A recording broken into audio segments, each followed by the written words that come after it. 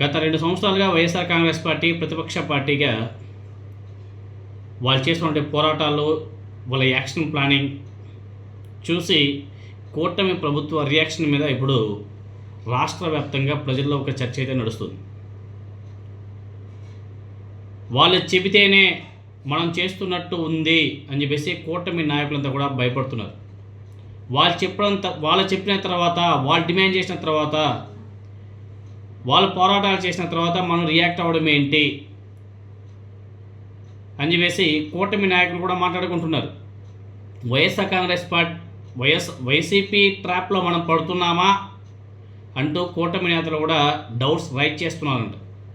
ప్రతిసారి కూడా జగన్మోహన్ రెడ్డి గారి ప్రస్తావనతోనే చేసింది చెప్పలేకపోతున్నామన్న భావన కూటమి నేతల్లో ఉంది. జగన్మోహన్ రెడ్డి గారు ప్రస్తావించడం, తర్వాత మనం ప్రభుత్వం రియాక్ట్ అవ్వడం ప్రతిసారి కూడా ఇలానే ఉంటుందా? ముందే ఎందుకు రియాక్ట్ కాకుండా ఆలస్యం చేస్తుంది కూటమి ప్రభుత్వం అని చెప్పేసి కూటమి నాయకుల్లో ఒకంత ఆందోళన కూడా వ్యక్తమవుతుంది. అదేవిధంగా ఈ చర్చ ప్రజల్లో కూడా నడుస్తుంది. దానికి ఎన్నో ఎగ్జాంపుల్ చెప్పుకోవచ్చు. ప్రభుత్వ మెడికల్ కాలేజీకి సంబంధించి పీపీపీ విధానంలో వైఎస్ జగన్మోహన్ రెడ్డి గారు హెచ్చరిక. జగన్మోహన్ రెడ్డి గారి వార్నింగ్ తర్వాత ఒక్క టెండర్ కూడా దాఖలు కాలేదు.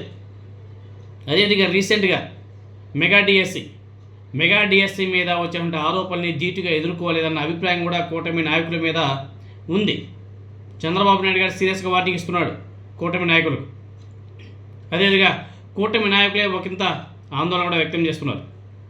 పార్టీ అంత యాక్టివ్గా లేదు, ప్రభుత్వం కూడా అంత యాక్టివ్గా లేదు అనేసి. తర్వాత ఆక్వా రైతుల విషయంలో కూడా జగన్మోహన్ రెడ్డి గారు డెడ్ లైన్ పాలిటిక్స్ కూటమి ప్రభుత్వాన్ని వణికిస్తుంది.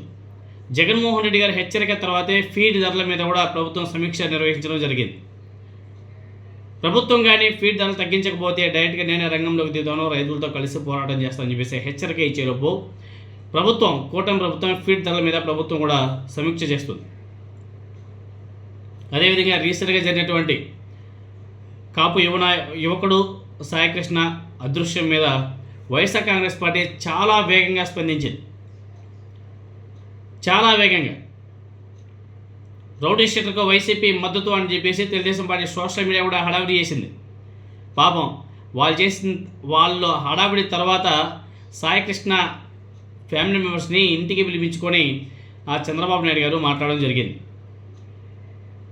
దానికి ముందే జగన్మోహన్ రెడ్డి గారు సాయికృష్ణ కుటుంబ సభ్యులను కలిసి పరామర్శించడం జరిగింది. జగన్మోహన్ రెడ్డి గారు వెళ్ళి అక్కడ సాయికృష్ణ కుటుంబ సభ్యులను పరామర్శించే లోపు పాపం కూటమి ప్రభుత్వంలో ఒక అలజడి, భయం పట్టుకునేది. దెబ్బకి మరుసటి రోజే చంద్రబాబు నాయుడు గారు ఆ ఫ్యామిలీని తన ఇంటికి పిలిపించుకొని ఆ కుటుంబ సభ్యుల్ని పరామర్శించడం జరిగింది. తర్వాత జనసేన పార్టీకి సంబంధించినటువంటి ఉదయభాను గారు వెళ్ళి పరామర్శించడం జరిగింది. తర్వాత తెలుగుదేశం పార్టీ ఎమ్మెల్యే వెళ్ళి పరామర్శించడం జరిగింది. అంటే జగన్మోహన్ రెడ్డి గారు యాక్షన్ స్టార్ట్ చేసిన తర్వాత కూటమి ప్రభుత్వం నుంచి రియాక్షన్ అనేది నడుస్తుంది. అంతవరకు కూటమి ప్రభుత్వం నిద్రపోతుంది. కూటమి ప్రభుత్వానికి ప్రజల మీద చిత్తశుద్ధి లేదు. వైసీపీ అంటే ప్రతిపక్ష హోదా లేని వైఎస్ఆర్ కాంగ్రెస్ పార్టీ ఏమైనా సమస్య మీద వాళ్ళు యాక్షన్ ప్లాన్ స్టార్ట్ చేసిన తర్వాత పోరాటం చేసిన తర్వాత కూటమి ప్రభుత్వం మేల్కోవడం ఏమిటి అని చెప్పేసి ఈ మాటలన్నీ కూడా ప్రజల్లో కూడా ఒక పెద్ద చర్చ అయితే నడుస్తుంది. ఇంకా చాలా ఉన్నాయి చెప్పుకోవాలంటే, ఒకటి కాదు రెండు కాదు. మామిడికాయల రేట్లకు సంబంధించి కానీ ఇలా ఒకటేంటి బోల్డ్ అని చెప్పుకోవచ్చు. సో ముందు ఈ 2 ఇయర్స్లోనే వైసీపీ ఇన్ని చేశాయంటే రాబోయే 3 సంవత్సరాలు వాళ్ళ పోరాటాలు, వాళ్ళ యాక్షన్ ప్లానింగ్స్ ఇంకా చాలా వండర్ఫుల్గా ఉండబోతాయని చెప్పేసి చాలా స్పష్టంగా అర్థమవుతుంది. పాపం దీన్ని జీర్ణించుకోలేని కొంతమంది జనసేన పార్టీ నాయకులు, తెలుగుదేశం పార్టీ నాయకులు జగన్మోహన్ రెడ్డి గారిని పర్సనల్గా టార్గెట్ చేసి బూతులతో రెచ్చిపోతున్నారు. అవి తగ్గించుకొని వైసీపీ చేసే పోరాటాలు వాళ్ళు అడిగే ప్రశ్నలకి సమాధానం చెప్పాలి, టెక్నికల్గా చెప్పాలి. అంతేగాని బూతులతో తిడితే రాష్ట్రానికి లాభం లేదు, మీకు లాభం లేదు. కాబట్టి ముందు వైసీపీ యాక్షన్ ప్లాన్స్ ఏ విధంగా ఉంటాయో, కూటమి ప్రభుత్వం ఏ విధంగా రియాక్షన్ అవుతుందో చూడాలి.